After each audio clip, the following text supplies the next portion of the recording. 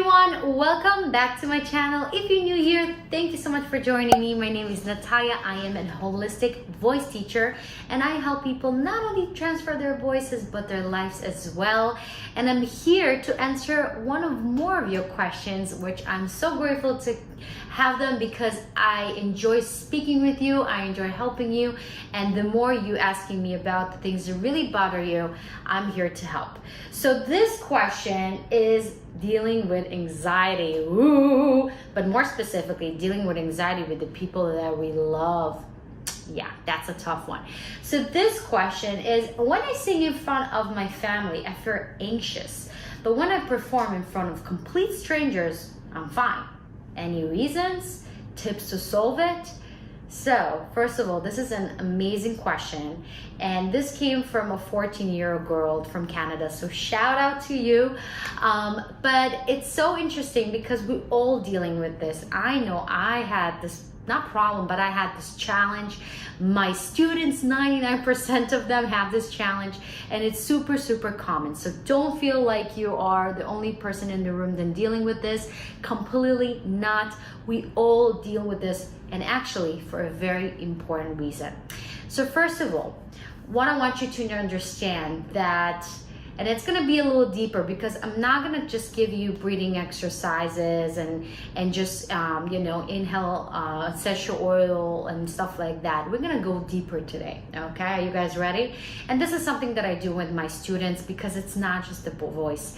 And having this anxiety, really not only physically, we're just feeling like we can't, it's just choking us emotionally, physically, and we can't express and be our best selves when we are in this state, right? So it's important to understand that every artist is dealing with it because we are sensitive, and especially when you're young, you try to please and get people's validations, knowing that if you will do something they want you to do or they expect from you doing, you'll be loved more. And there's something super common, and we're still as adults doing it.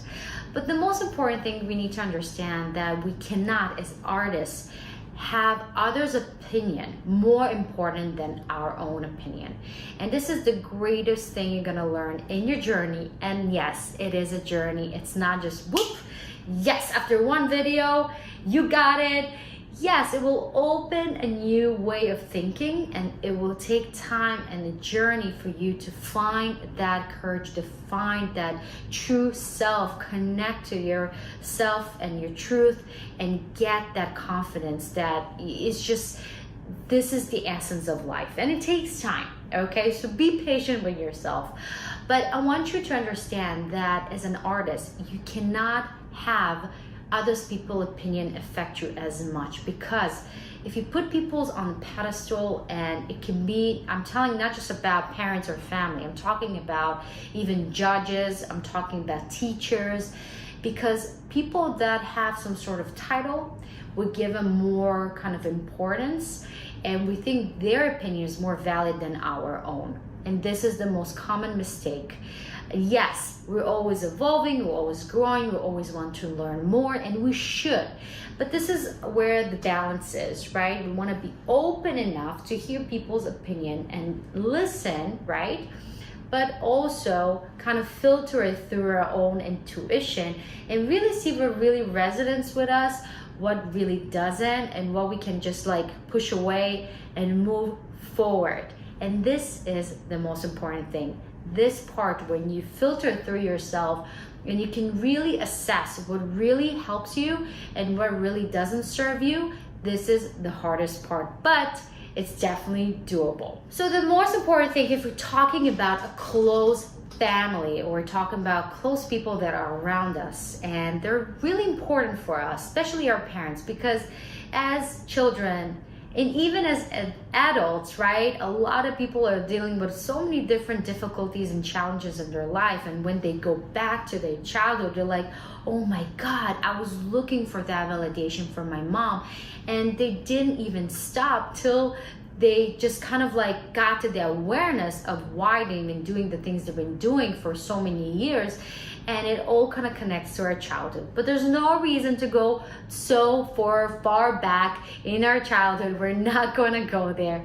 It's that easy. Everything you need is right now in your present moment. So I'm going to say it again. Usually our closest people, our family, are a mirror to our biggest insecurities.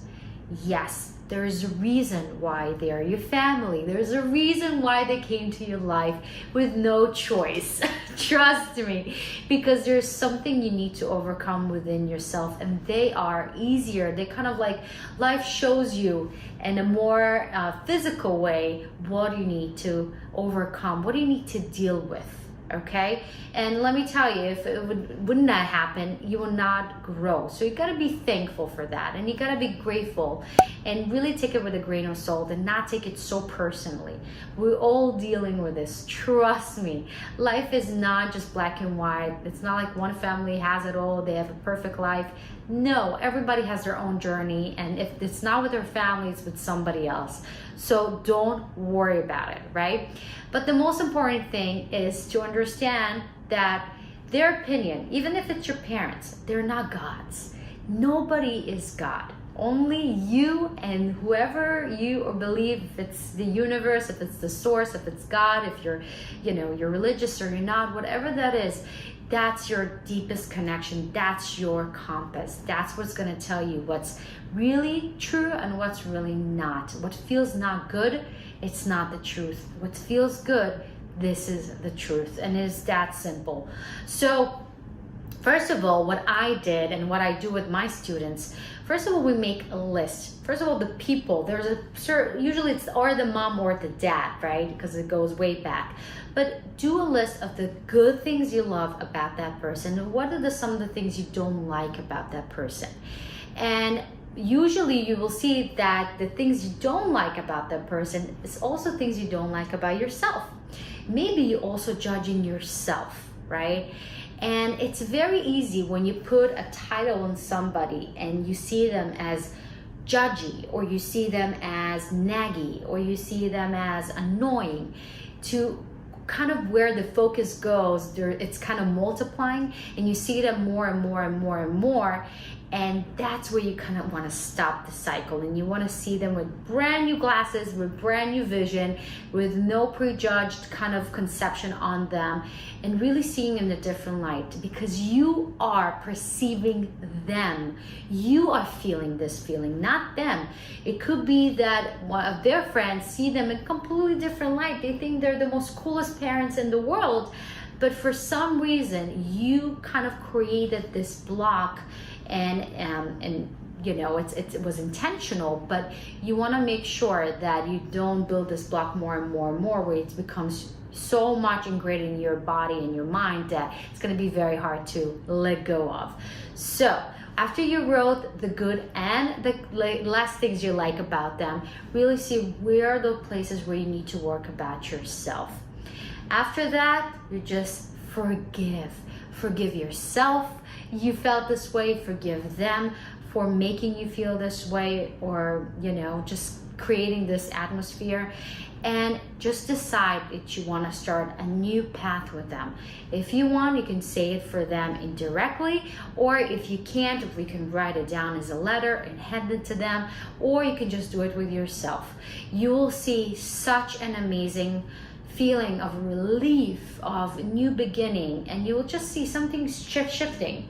And usually the things that triggers you don't trigger you anymore, because they don't feel the urge to give you that judgment. You don't feel that tension anymore. Okay, now if to be able to listen to your own compass more and value your own opinion more than anybody else, it takes time.